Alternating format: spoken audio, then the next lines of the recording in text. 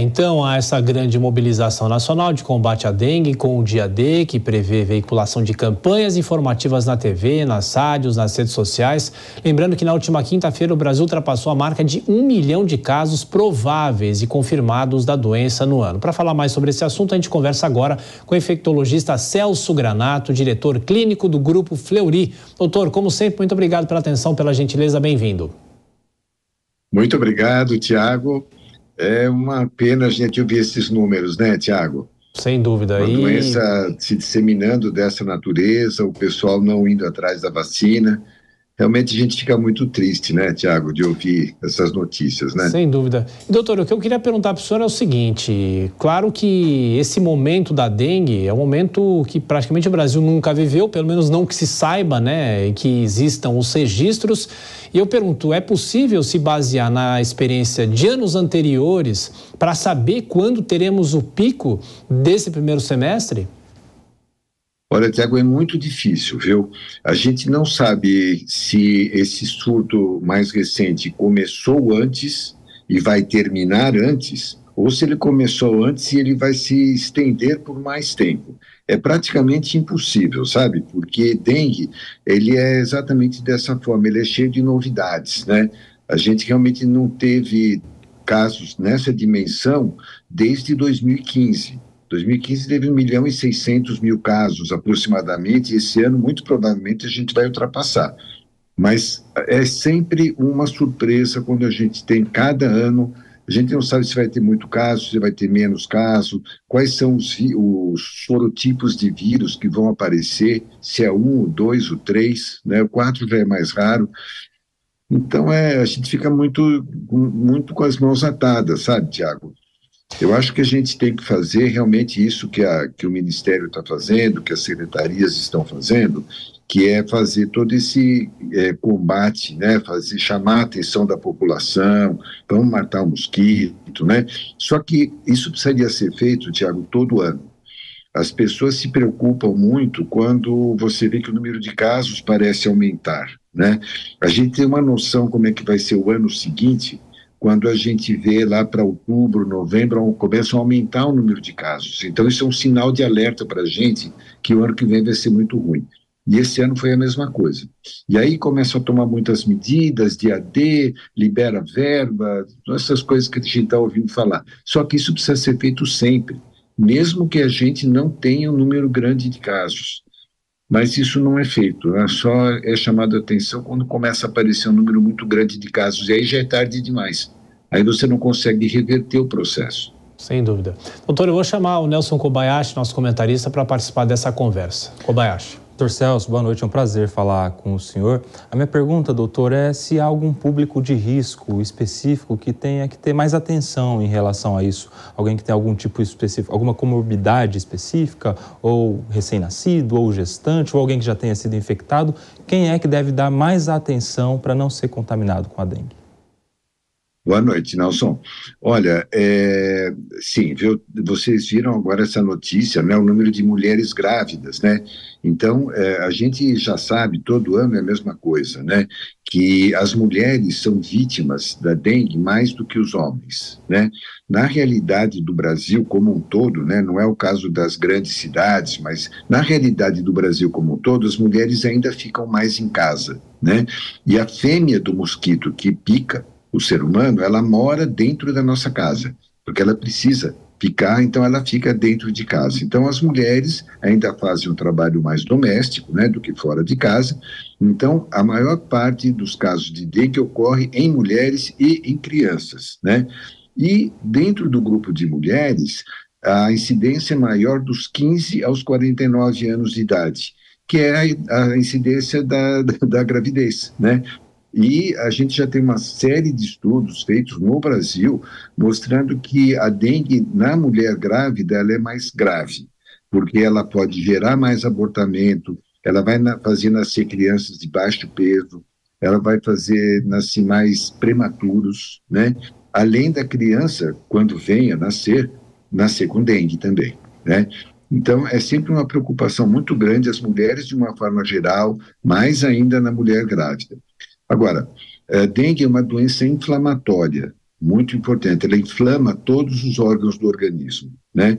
Então, aquelas pessoas que têm já uma situação, como vocês mesmos citou, de comorbidades, quando elas são acompanhadas de inflamação, como, por exemplo, o diabetes, a obesidade, elas fazem com que essas pessoas tendam a ter uma forma mais grave da doença, né? Mas a gravidade, Nelson, pode acontecer, infelizmente, em qualquer idade, sabe? Tanto é que o Ministério da Saúde, corretamente, ofereceu essa vacina para o segundo grupo de pessoas que têm incidência de mais internação, mais graves, que são as crianças de 10 a 14 anos. O grupo principal seriam os idosos, né, com mais de 60 anos. Só que essa vacina não foi experimentada, não foi validada nesse grupo. Então, a gente não pode usar essa vacina nesse grupo ainda, né? Mas o segundo grupo são os jovens de 10 a 14 anos. Então, vamos aproveitar, né, Nelson, para falar para as pessoas, vão se vacinar, é uma vacina segura, uma vacina que não vai impedir todos os casos, nenhuma delas vai, mas vai diminuir muito a incidência da doença e a incidência de doenças graves. Então, é muito importante as pessoas não perderem essa oportunidade. Claro, doutor, e ainda falando sobre a vacinação, há um esforço do laboratório que fabrica essa vacina, com outros também, para que haja uma produção maior ainda nesse ano, mas os infectologistas dizem que ainda não vai ser suficiente essa quantidade. A senhora acredita que para o ano que vem a situação vai estar melhor? Mas claro que aí no ano que vem depende também de todas as condições sazonais também, de chuva, de altas temperaturas também. Você tem razão, viu, Tiago? Essa é uma complicação, né? Porque, de repente, a gente vacina 3 milhões de pessoas, no ano que vem nós vamos provavelmente vacinar mais 4 milhões de pessoas, né? Isso, do ponto de vista da circulação do vírus, é muito pouco, né? O país tem 213 milhões de habitantes. Para a gente poder ter algum impacto da vacinação sobre a dinâmica do vírus, nós precisaríamos vacinar 50, 60 milhões de pessoas ou mais, né? Agora, tem que ser feito o que é possível, né? É uma vacina japonesa, ela não está vendendo só para o Brasil, né? Ela está vendendo para a Ásia, que são países que também sofrem muito com o dengue, né? Então, eles também têm uma responsabilidade com relação às outras áreas do mundo, né? Nós estamos tendo dengue na Argentina, numa quantidade muito grande, no Peru, uma quantidade muito grande também, então eles não vão ter uma capacidade produtiva própria. Agora, existe uma informação, assim, essa oficial, né, até onde eu sei, de que estaria sendo feito um convênio com a Fiocruz para que pudesse ser aumentado esse nível de produção da vacina, né, para a gente poder ter muito mais vacina como a gente realmente precisa, né. E temos a vacina do Butantan, né, que durante o segundo semestre provavelmente ela vai ser licenciada pela Anvisa e vai ser uma ferramenta adicional que a gente vai ter, né? Agora, a gente também não pode esquecer, Tiago, Nelson, que nós estamos com outras doenças transmissíveis por mosquito, né? O estado de Minas Gerais, por exemplo, está tendo uma avalanche de casos de chikungunya, né? O estado do Amazonas está tendo um número muito grande de febre oropouche.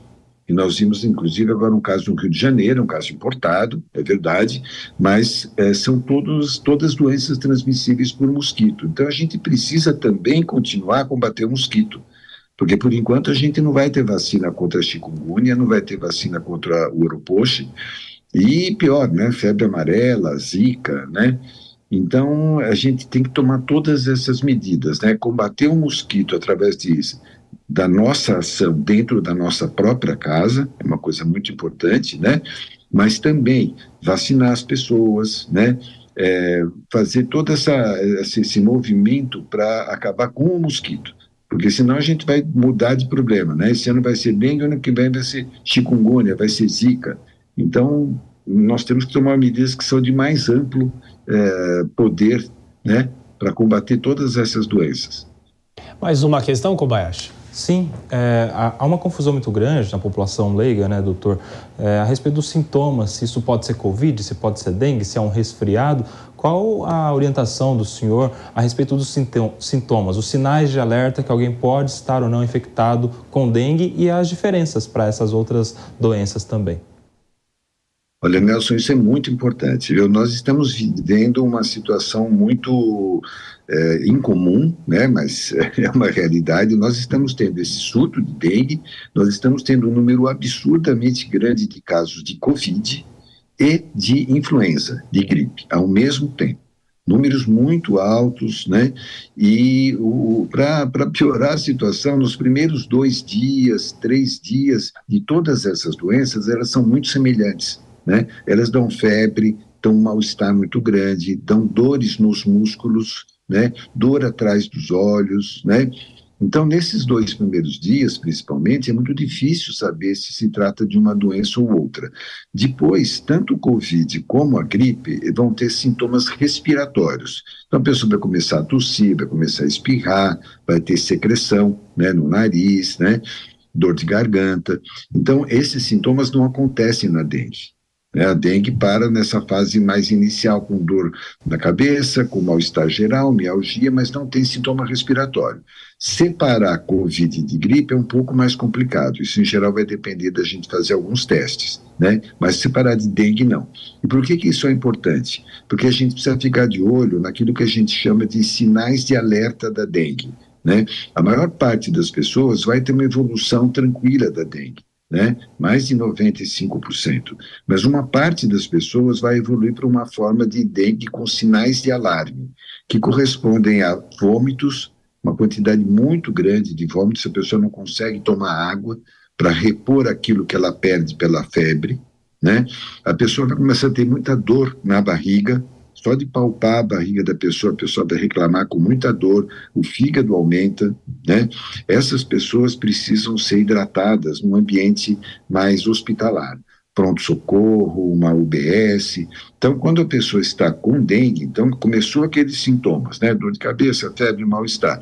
Passou 2, 3 dias, não evolui para sintomas respiratórios, fiquem de olho nessa questão do vômito, né? Da dor de barriga, porque isso indica que a pessoa pode estar evoluindo para uma forma mais grave de dengue, e se a gente não consegue dar muito líquido para essa pessoa por boca, porque ela vomita muito, ela tem que ir para o pronto-socorro, tem que receber hidratação, e isso salva a vida da pessoa. Para vocês terem uma ideia, a letalidade da dengue, quando ela vai para essa forma grave, sem hidratação, é de 20%.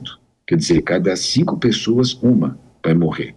Quando a gente dá bastante líquido pela veia, né, porque a pessoa não está conseguindo engolir, a letalidade vai para menos de 1%.